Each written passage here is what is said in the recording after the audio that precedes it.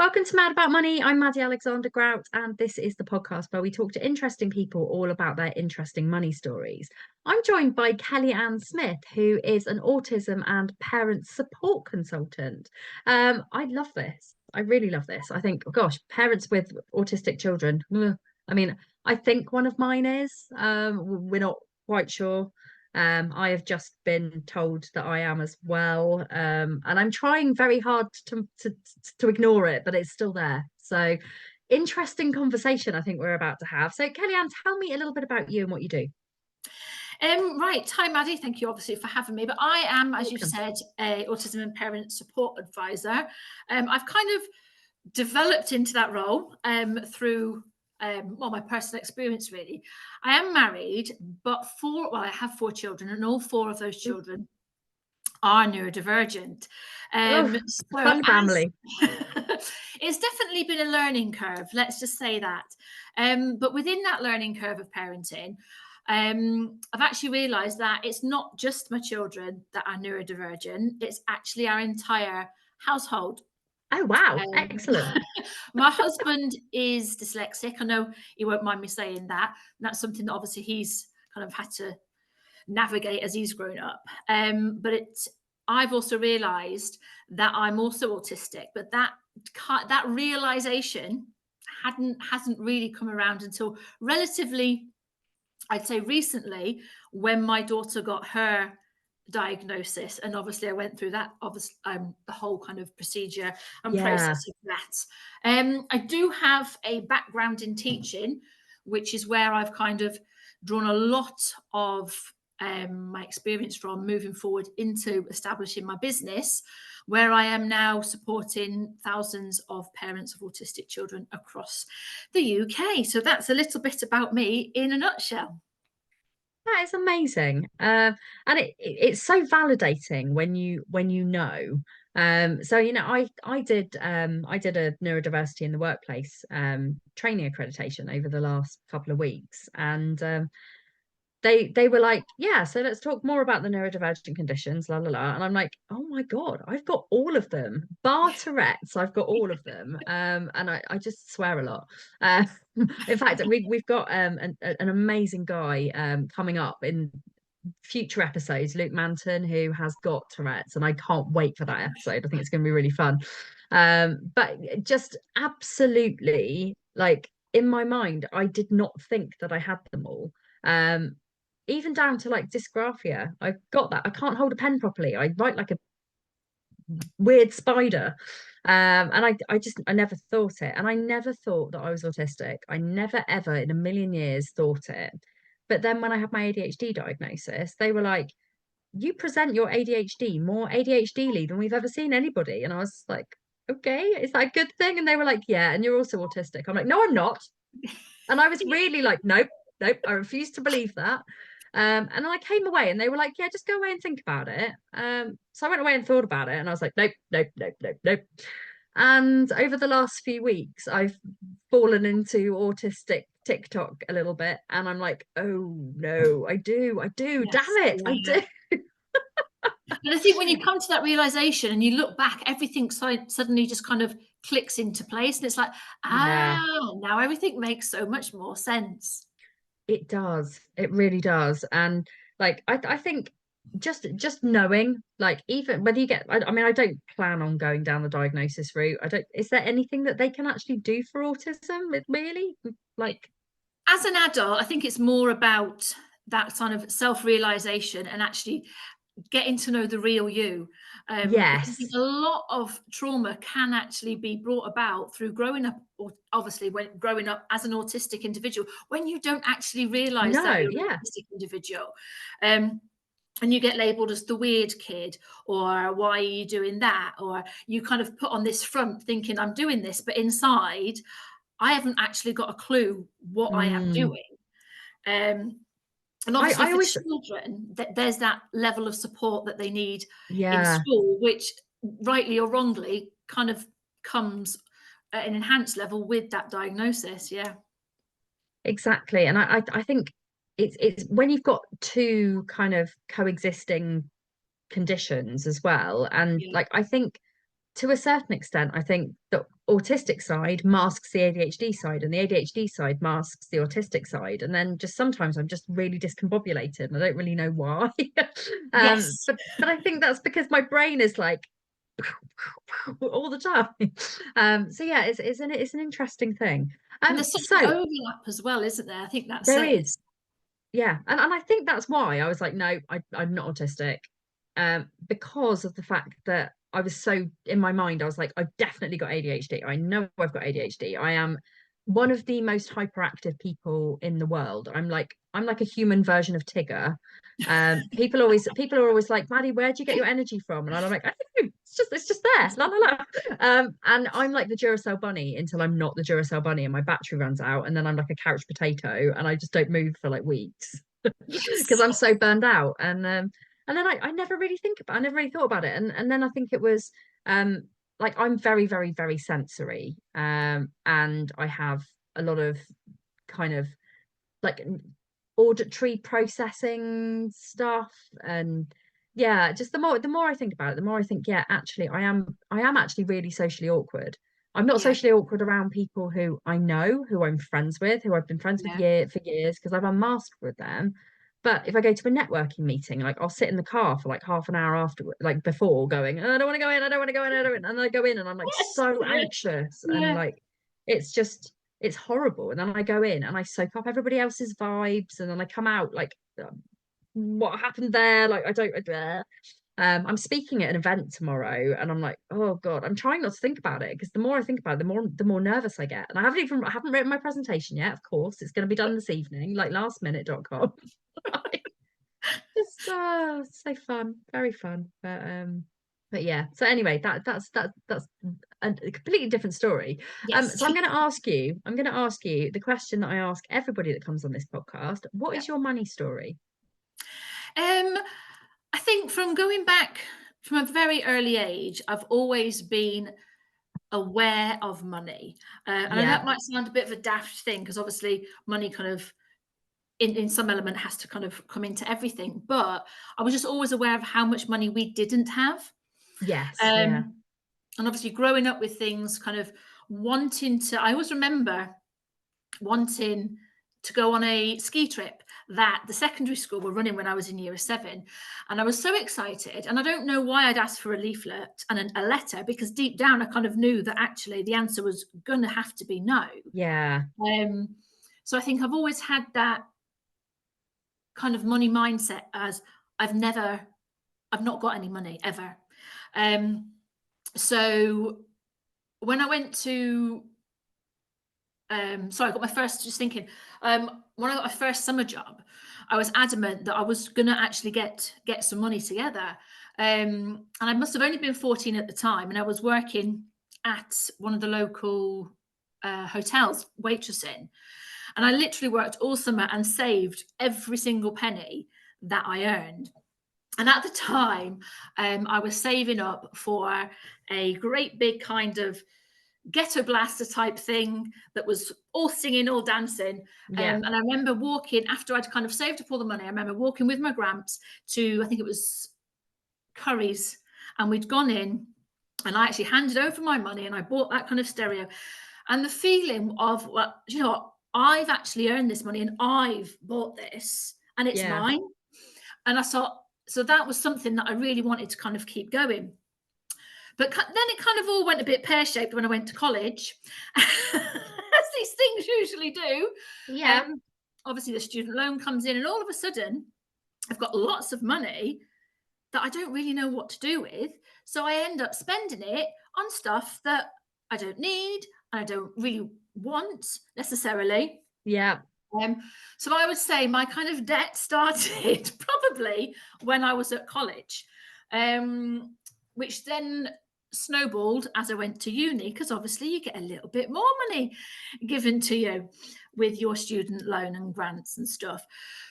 I remember going to uni, I always felt that I was, because money was always a big thing, and I always remember my nan kind of saying, because I never really knew what I wanted to do when I was younger.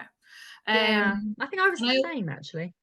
and I always remember my nan kind of saying about the necessity of getting a good job so you could get a good amount of money. And she was always kind of saying, oh, look at so and so, they're a teacher, they're on good money. Look at so and so, they're a teacher, they're on good money. So ironically, even though they're not, I went to uni and I became a teacher because in my head, teachers are on good money and that's what you need. When I left uni, obviously I went and I got a position at one of my local secondary schools, and that's where I stayed for a lot of years. Obviously, I'm still in debt at this point because I've accrued lots and lots of ridiculous spends through my student years. Yeah. But also at which time I've also got my first child, because I actually had my first child while I was at uni.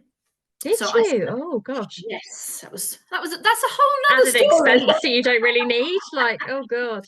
I always remember he was due the same day that my dissertation was due in. So that was, Oh, we had lots of fun getting everything in on time. But obviously that was hush, hang something, on, I'm just finishing this last line. yes, yeah.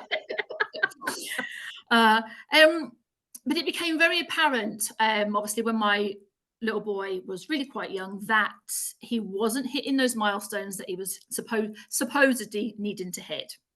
And as he progressed and grew up, his caring needs, because he's currently on a high care ratio of 2 to 1 at all times. So obviously, as he's grown, his needs have increased. And I found myself very much going from one place to another, being pulled from pillar to post and not being able to manage my teaching position, obviously with my caring role at home. Yeah. Everything kind of snowballed. I ended up having a breakdown, being signed off from work, and obviously having to deal with that. In terms of when my breakdown occurred, obviously initially I was on full pay, and then it just gradually reduced and reduced and reduced. Yeah. I did go back to teaching, but it was never the same because I wasn't the same. So there came a point where the school were actually making redundancies, having to make redundancies. And they asked, before they were kind of going to have to forcefully put redundancies out there, if anybody was thinking of leaving, or if anybody would opt to take voluntary redundancy. So that at that point, then I thought, yeah, this is what I now need to do. Financially, it was not the best idea at all, but emotionally and for my family, I had to do that. So I opted to take voluntary redundancy. So mentally, that was a huge weight off my shoulders. Yeah. But financially, it was a massive issue because I'd gone from having a reasonably decent income to literally the only thing I was bringing in was benefits.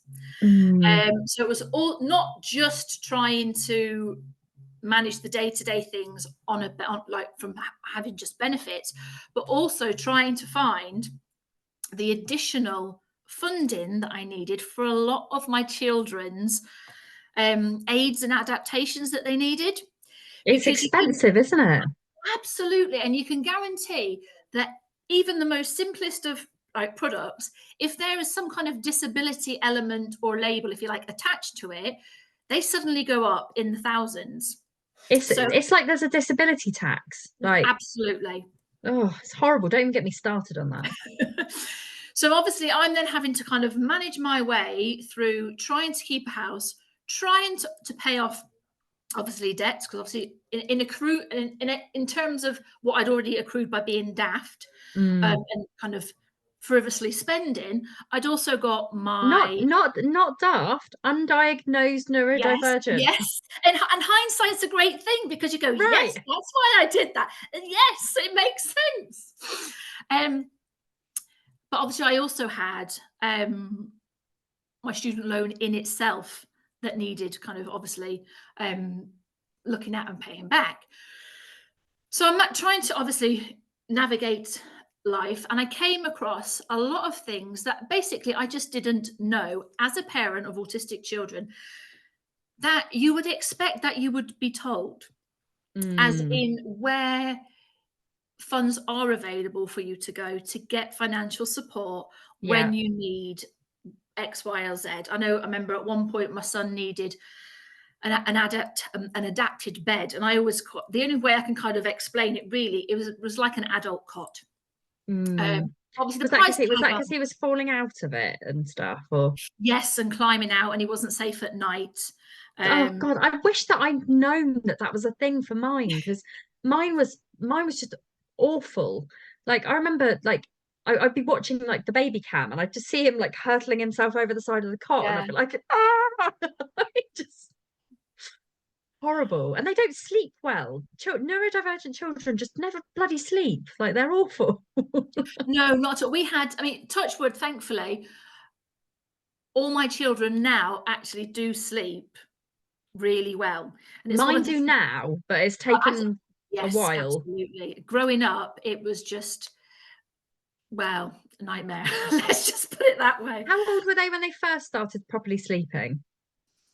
Um, I would say probably around about 12. Oh wow, God. Okay, I thought I was bad with like 4, 5. Um, but yeah, mine didn't sleep through the night until they were 4. I Yeah, was now like if I get an interruption in my night's sleep, I feel like I'm going back to the stage. Like I had postpartum psychosis when my son was born because he just didn't sleep at all. And I got to the point where I was insane, literally insane. yeah, I was seeing visions, I was hallucinating, I was having the most dark, horrendous thoughts, and it was all because I was so sleep deprived. yeah, And it turned out that he had not only undiagnosed ADHD, and obviously, brains are different at that age, yeah. but he also had a compressed neck muscle. So I took him to one of those like child chiropractor type people, and they were like, oh yeah, he's not in a good shape, and his neck was like, but he'd been Oh, suction cupped out, so I think that was probably what had happened. But after we got that fixed, he was so much better, but I was too far gone. I mean, I'd had like 8 months of like sleeping about an hour in a night, and it was just awful. Anyway, that was again a different story. The issue with this podcast is having two neurodivergent people on at the same time. we've We got always some digress into weird things. laugh. It Oh, keeps it interesting. yes, definitely. Could end up talking about all sorts. And it has been done. We've gone from like one fairly sensible topic to something completely random before. So yeah. Anyway, back to your story. Um, so no, so that was really kind of my realization, and me, if you like, getting back on the horse and actually starting to feel like I could provide a little bit more Yeah. for my children.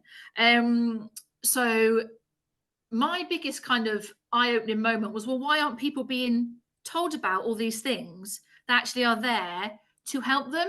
Yeah. Because you would expect, and the kind of powers that be would suggest that when you have a diagnosis, you are, as a parent, supported through that so that you know the best ways to support your child, and actually what you're entitled to in terms of financial support, but also like emotional support, everything that just kind of goes in to being able to lead a successful and healthy, happy Yeah. lifestyle. But I found that that just doesn't happen. And you've actually got to go out and look for that information. But if people don't know that that even exists, they don't go out to look for it. And it's one of those things, I think, that you don't know what you don't know. Um, And do you have to have diagnoses for financial support if you've got a child with a not neurodivergent condition? not always, no. Depending on obviously what the funding is for and where that's actually coming from. There's lots of different criterias, even in terms of some funding that you can apply for is means tested, others Mm. isn't. Um, but we've been quite fortunate over the years where we've been able to actually, because I obviously have kind of grown through that and know where to look for different things, we've been able to effectively source all the kind of equipment and things that my children need, but also have a lot of work done to the house in terms of accommodation. So Yeah. accommodation is more suited to their needs. And that's really where kind of my group, if you like, my support group comes into it, because it was kind of at that point, well, I've actually been through a lot, I've learned a lot, and I know actually how I can help other people in my Yeah. situation. So that's really obviously what I do now with my autism and parent support group, where there's lots of different elements that they can obviously tap into, and actually get the help that they need. And even sometimes, even if that is literally just a place to kind of have a little bit of a rant and get things off of your chest. It's hard, isn't it? I think like especially kind of publicly on Facebook, you know, I always feel I'm very grateful for the fact that I've got children, you know, especially when some people can't. But when you're neurodivergent and your children are neurodivergent and you're constantly bashing heads together and it's like it's hard, they're very hyperactive, they don't stop, they are constantly on the go, it is mentally and physically exhausting. And I think the judgment sometimes that you get for not being grateful, and it's like, it's not that you're not grateful, but it's just the fact that actually it's a bit harder and we don't talk about it enough. Absolutely, definitely. And like you say, everybody's situation is different.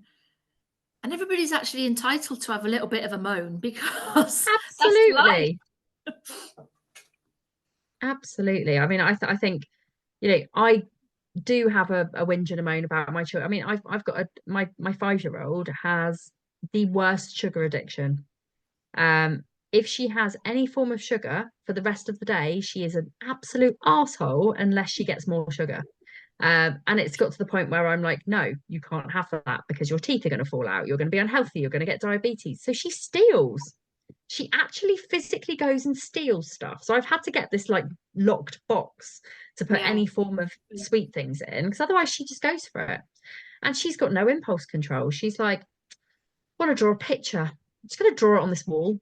And I'm like, that's not where it goes. This is not where it goes. So I've got like this big, like, it looks phallic. I've got this big, like, what could only be described as a rainbow cock on my on my daughter's wall, and I'm like, oh my god, why is that there? And because I kept going to see what she was doing, she was playing really nicely on her own. She was like, "Mummy, don't come in. I'm doing something special." I'm like, "Oh, good, yeah, really special." But they are tiring, and you know, we do need. I mean, yes, some of the things that they do are really funny. You know, I constantly live in a house that has handprints on the walls, that has like they just have no respect for their surroundings. But then I'm the same. I'm like, I have a permanent floor drobe, and I'm like, I Yeah. kind of Yeah. get it. And they're also so emotional. Like I think it's really hard. My children have the just they cry at the drop of a hat, and I'm thinking like my 8-year-old now, he's getting to the stage where like if he carries on, I'm worried he's going to get bullied because he just cries. Yeah. And that's hard. It's really hard. So we do need to have somewhere to moan and, you know, have a bit of a rant. Where tell us about your group. Is it a Facebook group? Yes. So I have a Facebook group, Autism and Parent Support UK. Um, and we have all sorts that go on in there. We have guest speakers, obviously coming in and kind of sharing their expertise. We've got lots of information about obviously schemes and kind of financial things that people obviously are entitled to apply for, and eligibility obviously criteria Yeah. differs for each things. I also offer services in terms of DLA application support. So if people need any help filling out the form, or as I call it, the book, because it's never it's horrific. It's like It's when so you're applying for tricky. access to work, it's like the least accessible thing in the world. And I just Oh, think, oh, why? Like, oh, so no, I offer they obviously put through support with it. that. It's crazy. And also if you have obviously if you've been assessed and you've been allocated direct payments in terms of employing a support worker for your child, I help with getting that support worker for you, so advertising. Because obviously what we're finding nationwide is there's just a lack of, I said lack of everything, I think, at the minute, but There a is, lack yeah. of support workers. Um, And what do the support workers do? it depends on, it is kind of obviously individualized to each family and each child.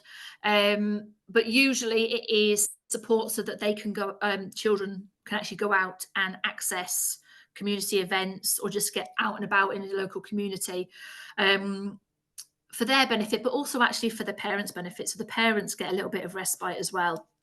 Oh, interesting.